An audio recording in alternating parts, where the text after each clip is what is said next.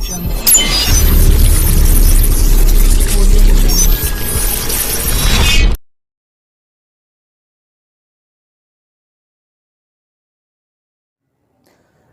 वालेकुम व्यूअर, मैं हूं डॉक्टर बिलाल अहमद राना और आप लोग देख रहे हैं हैंडसम माइंड टीवी चैनल। मुझे उम्मीद है मेरे तमाम व्यूअर खैर व आफियत से होंगे। रबीउल अव्वल का महीना है। नबी पाक सल्लल्लाहु अलैहि वसल्लम के शान में जितने अल्फाज बयान किए जाएं उतने अल्फाज कम हैं। मेरे नबी की हस्ती वो हस्ती है जिसके पीछे इस कायनात की तख्लीक हुई और फिर इस कायनात की तख्लीक का निज़ाम चला। मेरे नबी की हस्ती वो हस्ती है जिसके पीछे मेरे अल्लाह रब्बुल इज़्ज़त ने इस सारे निज़ाम को बनाया। मेरे नबी की हस्ती वो हस्ती है जिसके पीछे मेरे अल्लाह रब्बुल इज़्ज़त ने नबी पाक पता नहीं कितने लोगों की दुआओं को कबूल किया, उनका वास्ता दे के, जिन्होंने मेरे नबी हज़रत मोहम्मद मुस्तफ़ा सल्लल्लाहु अलैहि वसल्लम को दरमियान में वसीला बना के मांगा। अगर हम नबी की शान में जितने अल्फाज बयान कर दें, मेरे ख़्याल से हमारे अल्फाज ख़त्म हो जाएं। अगर इस दुनिया के तमाम दरख्तों को कलम बना दिया जाए और तमाम समंदरों को स्याही बना दिया जाए, तब भी मेरे नबी की शान के लिए वो नाकाफ़ी है। यानी कि अगर एक इंसान अपनी पूरी ज़िंदगी सिर्फ़ नबी की शान को बयान करता रहे, तब भी वो मेरे नबी की शान को बयान ना कर पाए, हत्ता के अल्फाज चलते रहेंगे। अगर हम नबी सल्लम की ज़िंदगी को उठा के देखें, सारा का सारा सबक ही हमें अपनी ज़िंदगी गुजारने का एक मुकम्मल सबक मिलता है कि मेरे नबी सल्लम की लाइफ से हमें अपनी पूरी की पूरी लाइफ को गुजारने का, समझने का मौका मिलता है। और तारीख़ साबित है कि मेरे नबी की ज़िंदगी पे, सुन्नत पे जो चला वो कभी नाकाम नहीं हुआ, और जो मेरे नबी की लाइफ के तरीक़ों से जितना ज़्यादा हटा वो उतना ज़्यादा नाकाम हुआ। और जिसने अपनी ज़िंदगी में मेरे नबी पाक सल्लम के तौर तरीक़े को अपनाया, वो बंदा इस दुनिया में भी और आखिरत में भी उतना ही ज़्यादा कामयाब हुआ। आज हम कुछ बातें करेंगे जो मेरे नबी की ख़ासियतें हैं। वैसे तो ख़ासियतें इतनी ज़्यादा हैं कि हम उनको अल्फाज में बयान नहीं कर सकते, लेकिन कुछ बातें जिनसे हमें सीखने सिखाने का मौका मिलेगा, तो वो आज हम बात करेंगे ताकि हम अपनी ज़िंदगी के अंदर तब्दीली लेके आएँ और हम सही मायनों में एक कामयाब इंसान बने।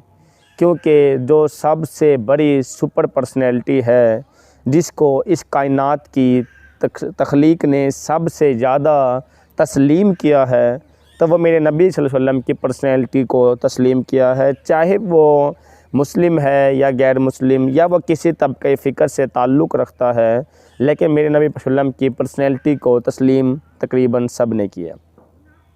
अगर हम अक़ल के हवालों से बात करें तो अल्लाह रब्बुल इज़्ज़त ने 100 में से 99 हिस्से नबी पाक सल्लल्लाहु अलैहि वसल्लम को अक़ल के दिए और एक हिस्सा बाकी उम्मती को दिया। और उस एक हिस्से में से हमारा एक नॉर्मल बंदा 7 से 8% और एक्स्ट्रा जीनियस लोग 12 से 13% या मैक्सिमम 14% तक इस दुनिया में इस्तेमाल कर सकते हैं। अब सिर्फ़ एक हिस्से में से हम 7-8% या मैक्सिमम 12-13% इस्तेमाल करते हैं। इसका मतलब 85% अप्रोक्सीमेट 85% तो हम उस अक़ल को अपने साथ कब्र में लेके जाते हैं। यानी कि अब अगर सिर्फ 12-13% मैक्सिमम अक़ल का इस्तेमाल किया गया, तो उसकी वजह से हमने इस दुनिया में पता नहीं क्या कुछ तख्लीक बना दी। ऐसे से टेक्नोलॉजी आ गई, मशीनरी आ गई, डिजिटल सिस्टम आ गया, सैटेलाइट सिस्टम आ गया, खिलाओं की ताकतों को अपना लिया, चाँद पे पहुंचने का रास्ता तलाश कर लिया। अब अगर हम अपने 1% में से 12-13% को इस्तेमाल करके हमारे बहुत सारे बड़े दिमाग, जीनियस माइंड निकल सकते हैं, तो आप ख़ुद अंदाज़ा लगा लें कि जिसको अल्लाह रब्बुल इज़्ज़त ने 100 में से 99 दिए होंगे तो उसकी अक़ल का तकाज़ा या उसकी अक़ल तक हम पहुँच ही कहाँ सकते हैं।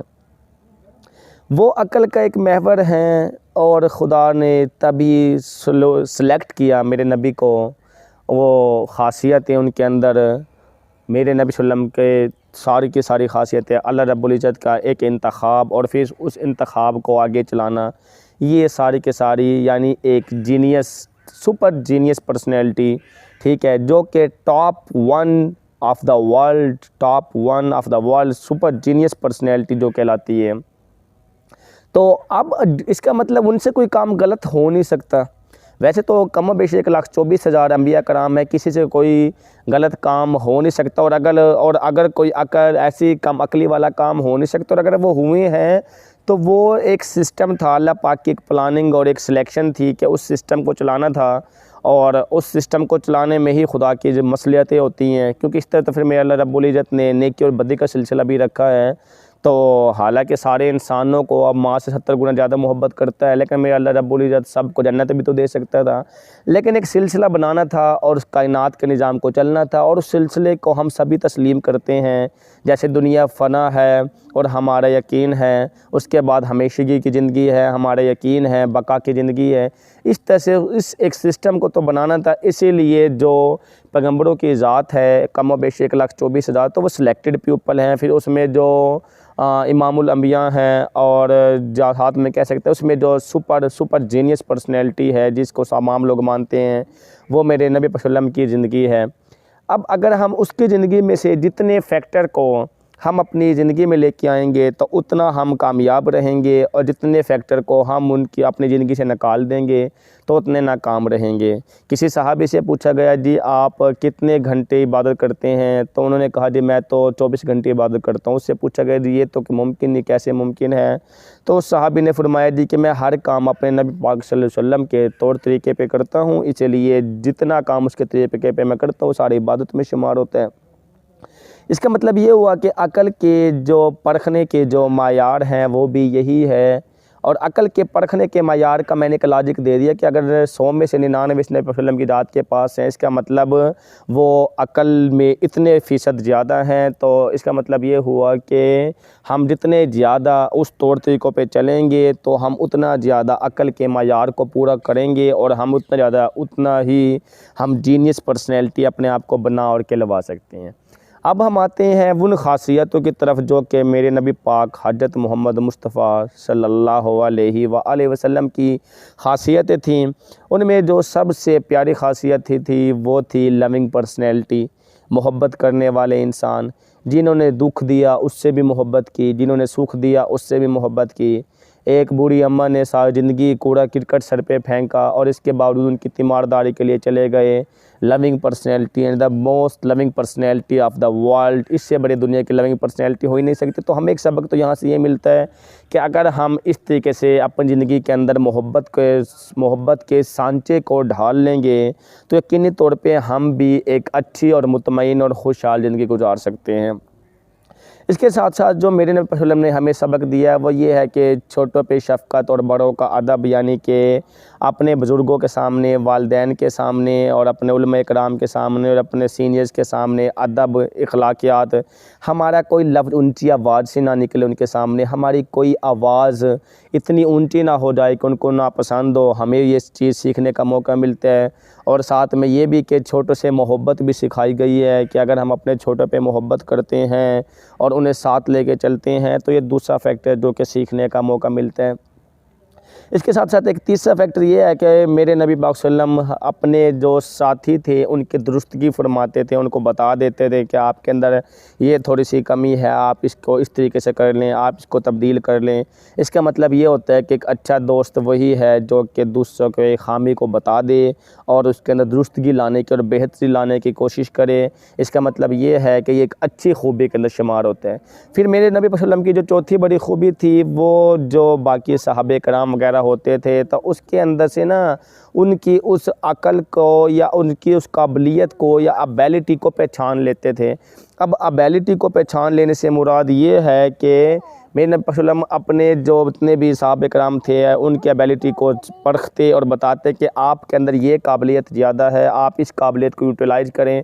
और अगर हम खुद ही के सेल्फ़ के कंसेप्ट को उठा के देखें तो इल्लामा इकबाल से लेके यूरोपियन ऑथर तक बहुत सारे लोगों ने अपनी काबिलियत के पहचानने की बात की है, ठीक है। तो मेरे नबी वसल्लम के अंदर एक नेचुरल टेंडेंसी, एक फितरी सलाहियत मौजूद थी कि वो दोस्तों की इस काबिलियत को पहचान लेते और उसको उसी काम की तरफ सौंपते और उसी काम की तरफ भेज देते जो कि वो करने वाला होता था। इसके साथ साथ जो मेरे नबी वसल्लम की बड़ी खूबी है, वो एक खूबी ये भी है कि आप सल्लल्लाहु अलैहि वसल्लम हमेशा जो फ़ैसला लेते थे वो अक्ल और समझदारी से लेते, जज्बाती होकर कभी फ़ैसला नहीं लेते थे, बल्कि सुकून से, तसल्ली से, बड़ा सोच समझ के हर फैक्टर को उठा के देखते थे। अगर हम जल्दबाजी में जज्बाती होने के बजाय कोई फ़ैसला ले के किसी का नुकसान कर सकते हैं, अगर हम जल्दबाजी में कोई फ़ैसला लेने के बजाय अगर हम उसके हक़ाइक़ तक पहुँचे, उसकी हर बात को समझने की कोशिश करें, उसके निज़ाम को समझने की कोशिश करें, सही को सही और गलत को गलत समझने की कोशिश करें और उसकी तह तक जाएँ, तो मुझे उम्मीद है कि हम उस काम को बहुत ही बेहतर तरीके से कर सकते हैं। फिर जो छठी खूबी मेरे नबी वसल्लम के अंदर थी वो ये थी कि अल्लाह की ज़ात से कुर्बत और खुदा की ज़ात से कुर्बत, इतनी ज़्यादा कुर्बत के सारी ज़िंदगी लगा दी अपनी उम्मत को बख्शवाने के लिए, हत्ता कि आखिरी अल्फाज़ भी यही थे कि या रब्बी उम्मती, या रब्बी उम्मती, या रब्बी उम्मती, कि अल्लाह मेरी उम्मत को बख्श दे। तो हमें ना ये सबक मिलता है कि हमें ना जितने ज़्यादा हम खुदा से कुर्बत रखते हैं, अल्लाह से कुर्बत रखते हैं, तो इसका मतलब हम उतने ज़्यादा कामयाबी की तरफ जा रहे हैं। क्योंकि दीन में भी है कि हकीकी कामयाबी अल्लाह की ज़ात ने दीन में रखी है, और जो खुदा से कुर्बत रखता है और दीन से मोहब्बत रखता है तो इसका मतलब वो हकीकी तौर पर कामयाब होता जा रहा है, और जो खुदा से दूरी रखता है तो इसका मतलब वो नाकाम होता जा रहा है। इसके अलावा जो सातवीं बड़ी खूबी जो मेरे नबी पाक हज़रत मोहम्मद मुस्तफ़ा सल्लल्लाहु अलैहि वसल्लम के अंदर थी वो ये थी कि तुम में से बेहतर वो है जो दूसरों को नफ़ा पहुँचाए, या तुम नफ़र सानी के लिए भेजे गए हैं। अब नफ़र सानी से मुराद ना यहाँ पे हेल्प है, दूसरों की हेल्प करना सिखाया गया है और हमें करनी चाहिए। यानी कि हम में से जो दूसरों की हेल्प करता है, जो दूसरों की मदद करता है, जो दूसरों के लिए आसानियाँ पैदा करता है और उसके मदद का मतलब उनकी हाजत रवाई करता है या उनके लिए आसानियाँ पैदा फरमाता है, तो फिर ये भी खुदा के कुर्बत और मीना वसल्लम के तौर तरीक़ों पर चलने का एक तरीका है। तो उसकी मदद करने की वजह से बहुत सारी आसानियाँ पैदा हो जाती हैं उसकी अपनी ज़िंदगी के अंदर भी। इसके अलावा जो मीना वसल्लम की ज़िंदगी से जो सीखने का मौका मिलता है, वो आठवीं बड़ी खूबी जो मेरे माइंड में आ रही है वो ये है कि अपनी रियाया पे जुल्म और सितम ना करे। अब रियाया क्या होती है? रियाया एक मर्द के लिए उसके बीवी बच्चे होते हैं क्योंकि वो उन पर हुक्म चला सकता है। एक ऑफिसर के लिए उसका मातहत अमला हो सकता है, उसके ऊपर हुक्म चला सकता है। यानी उनको ज़बरदस्ती डांट डपट तजलील करना, इंसल्ट करना, बेइज्जती करना या उसको हद से ज़्यादा जो है ना कि उसका पनिश देना, ये सारे के सारे तरीके नहीं हैं मीना वसल्लम के। मीना वसल्लम ने तो अपने रियाया के ख़्याल रखने के बारे में बात की है कि जो मैं अपनी रियाया का ख़्याल रखता है अपने, यानी कि तुम में से तुम्हारे रैयत के बारे में पूछा जाएगा। रैयत से मुराद जो तुम्हारे मातहत या सबऑर्डिनेट हैं उसके बारे में पूछा जाएगा कि तुमने उनके साथ कैसा सलूक किया था, और जो जैसा सलूक करेगा तो वो उतना ज़्यादा कामयाब होगा। फिर मीना वसल्लम की जो अहम नौवीं जो खूबी दिमाग में आ रही है वो ये है कि मेरे नबी पाक वसल्लम ने तरीका बताया है कि आप ना अल्लाह के मैसेंजर बने। अल्लाह के मैसेंजर क्या होता है कि आपने अल्लाह का पैगाम लेना है, हर बंदे तक पहुंचाना है, चाहे वो किसी दरिया के, समंदर के किनारे के, पहाड़ों के साइड पे रहते हैं या वो दुनिया के किसी कोने के अंदर है, तब वहाँ तक अल्लाह के पैगाम को लेके जाना है। मेरे नबी वसल्लम ख़ुद भी एक मैसेंजर के तौर पे कहलवाते थे कि अल्लाह के हर पैगाम को इन लोगों तक पहुँचाना। फिर मेरे नबी वसल्लम के खुतबा हुज्जतुल विदा के मौके पर ये अल्फाज थे कि ए लोगों गवाह बन जाओ कि मैंने अल्लाह का पैगाम तुम तक पहुँचा दिया, अब ये तुम्हारी रिस्पॉन्सिबिलिटी है कि तुम भी इस पैगाम को लेके दुनिया के कोने कोने तक लेके जाओगे। उसके साथ साथ जो मेरे नबी वसल्लम की जो अहम खूबी थी वो ये थी कि हर वक्त फ़ना पे बका पे यकीन रखते थे और फ़ना पे यकीन नहीं रखते थे। अब फ़ना और बका आखिरी 10वीं खूबी है और ये तफसील में थोड़ा समझाना लाजमी है। बका होती है जो हमेशा की ज़िंदगी और फ़ना होती है जो ख़त्म हो जाए। यानी ये जो दुनिया का निज़ाम है ये ख़त्म होने के लिए बना है, क्योंकि इस तरह तो पता नहीं कितने सिस्टम मेरे अल्लाह रब्बुल इज़्ज़त ने बनाए हैं, उस सिस्टम को ख़त्म करने के लिए बनाए हैं। और आखिर के अंदर एक रिवार्ड एंड पनिशमेंट का सिलसिला भी बना दिया, जहन्नुम और दोज़ख के नाम से सज़ा और इनाम का सिलसिला, के जो अच्छे अमाल लेके आएगा उन्हें जन्नत, और जो बुरे अमाल लेके आएगा उन्हें जहन्नुम क्या आग और उसका ईंधन बनेगी। तो उसका जिस्म जहन्नुम की आग के अंदर बनेंगे। इसका मतलब ये हुआ कि जितने ज़्यादा हम अगर अपनी ज़िंदगी के अंदर फ़ना पे यकीन रखने के बजाय बका पे यकीन रखें कि इस दुनिया को आर्जी समझे, इस दुनिया के मामलात को आर्जी समझे, इस दुनिया को ख़त्म होने वाला समझे और एक हकीकी ज़िंदगी के ऊपर यकीन रखें, तो मुझे उम्मीद है कि फिर वो हकीकी ज़िंदगी हमारी ज़िंदगी के अंदर तब्दीलियाँ ला सकती है। और जब हम इस ज़िंदगी के अंदर मरने की फ़िक्र रखते हैं और इस दुनिया पे होने से हमारा यकीन हमारे दिलों से निकल जाता है, तो फिर मादी ख्वाहिशात की हैसियत ख़त्म हो जाती है, फिर मालो दौलत की हैसियत और अट्रैक्शन कशिश ख़त्म हो जाती है। फिर जो हम कोशिश करते हैं, फ़ाइट करते हैं, वो हम उसी लिए हवाले से करते हैं कि वो हमारी आखिरत की ज़िंदगी बेहतर बने। और हकीकी जो कामयाबी है वो भी यही है कि बका पे यकीन रखा जाए, इसके बाद की वाली ज़िंदगी पे यकीन रखा जाए और इस फ़ना पे यकीन ना रखा जाए। अब अगर आप लोग अपनी ज़िंदगी के अंदर तब्दीलियाँ लाना चाहते हैं, जितने कामयाब होना चाहते हैं, जितने सुपर पर्सनैलिटी को कॉपी करेंगे आप, इतना ज़्यादा इस दुनिया के अंदर कामयाब रहेंगे, आखिरत में भी कामयाब रहेंगे और ये ज़िंदगी आप लोगों की कामयाबी से भरपूर हो जाएगी। तमाम लोग कोशिश करें, मेरे नबी वसल्लम की ज़िंदगी से सीखें, इससे बेहतर कोई पर्सनैलिटी हो ही नहीं सकती। माई आइडियल पर्सनैलिटी, मेरी आइडियल पर्सनैलिटी में जो सुपर वन पर्सनैलिटी है वो नबी वसल्लम की सीरत है कि उसको अपनी ज़िंदगी के अंदर लेके आया जाए। मैं ख्वाहिश करता हूँ, मैं उम्मीद करता हूँ कि आप लोग भी अपनी ज़िंदगी के अंदर इन खूबियों और इन खासियतों को अपने अंदर लाने की कोशिश करेंगे। अल्लाह पाक हम सब को तौफीक दे कि हम दीन को सही मायनों के अंदर समझे, अपने नबी वसल्लम के तौर तरीक़ों को अपनी ज़िंदगी के अंदर लेके आएँ। इसके साथ ही इजाज़त दीजिए। अल्लाह हाफ़िज़।